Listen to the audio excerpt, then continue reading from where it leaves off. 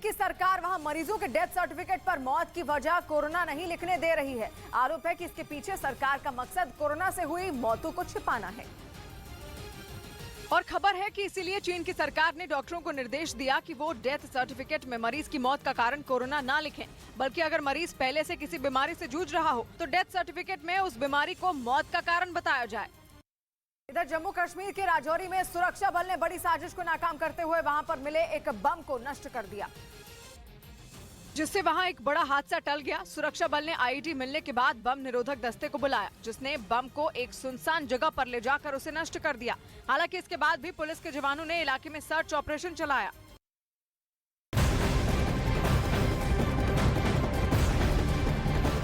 दिल्ली के तुगलकाबाद किला के आसपास बस चुकी बस्ती में पुरातत्व सर्वेक्षण विभाग ने हजारों झुग्गियों को खाली करने का नोटिस चिपकाया था, जिसका संज्ञान दिल्ली बाल संरक्षण आयोग ने लिया है और एएसआई को झुग्गियों को ढहाने का कार्य रोकने का नोटिस जारी किया गया है।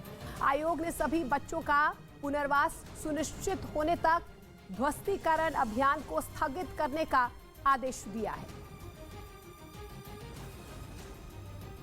उधर ईरान पर आग बबूला ब्रिटेन को अब ईरान ने अपने निशाने पर ले लिया और प्रिंस हैरी के बहाने ब्रिटेन को नसीहत दे डाली। हाल ही में जारी हुई अपनी आत्मकथा में प्रिंस हैरी ने अफगानिस्तान में तालिबान के 25 लड़ाकों को मारने की बात कबूली है और प्रिंस हैरी के इसी दावे को ईरान ने अपना हथियार बना लिया और ब्रिटेन पर टूट पड़ा। ईरान ने आरोप लगाया कि प्रिंस हैरी का अफगानिस्तान की लड़ाई में तालिबान के लड़ाकों को मारना भी एक युद्ध अपराध है, लेकिन उस पर तो ब्रिटेन अपनी आंखें मूंदा बैठा है और उल्टा ईरान को ही मानवाधिकारों पर लेक्चर देने में लगा है। ब्रिटेन और ईरान के बीच ये विवाद तब शुरू हुआ जब ईरान ने कुछ दिन पहले अपने पूर्व उप रक्षा मंत्री अलीरेजा अकबरी को फांसी दी। अलीरेजा अकबरी के पास ब्रिटेन की भी नागरिकता थी, लेकिन ईरान ने उन्हें ब्रिटेन का जासूस बताकर फांसी पर लटका दिया। इसी बात पर ब्रिटेन का गुस्सा 7वें आसमान पर है, लेकिन प्रिंस हैरी की किताब ने ईरान को बारूद असलहा थमा दिया।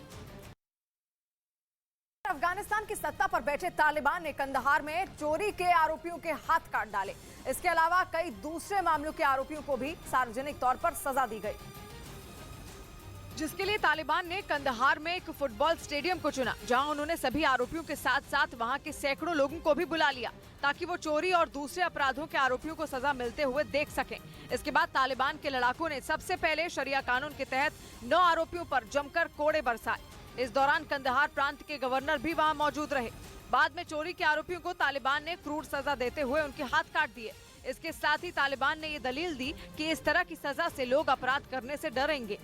लेकिन तालिबान की इस कार्रवाई पर दुनिया भर में उनकी आलोचना भी शुरू हो गई है। संयुक्त राष्ट्र ने भी तालिबान से सार्वजनिक रूप से सजा न देने की अपील की और इसके साथ ही एक बार फिर दावा किया जाने लगा कि तालिबान ने अपने असली रंग दिखाने शुरू कर दिए हैं, क्योंकि तालिबान ने अफगानिस्तान की सत्ता पर कब्जा जमाने के बाद ये भरोसा दिया था कि इस बार उनका बदला हुआ रूप दिखाई देगा। लेकिन तालिबान नहीं बदले और उनका वही रूप पूरी दुनिया के सामने आ गया। असल में 1990 के दशक के अंत में जब तालिबान का अफगानिस्तान पर पूरा राज था, तब भी इसी तरह की क्रूर सजाएं लोगों को दी जाती थी। तब किसी भी अपराध के दोषी को सरेआम फांसी देना, कोड़े मारना और पत्थरों से मारकर मौत के घाट उतारने जैसी सजाएं दी जाती थी। और एक बार फिर तालिबान ने इसी तरह की बर्बर सजाएं देनी शुरू कर दी। पिछले साल दिसंबर में ही उन्होंने सरेआम एक आदमी को फांसी पर लटका दिया था।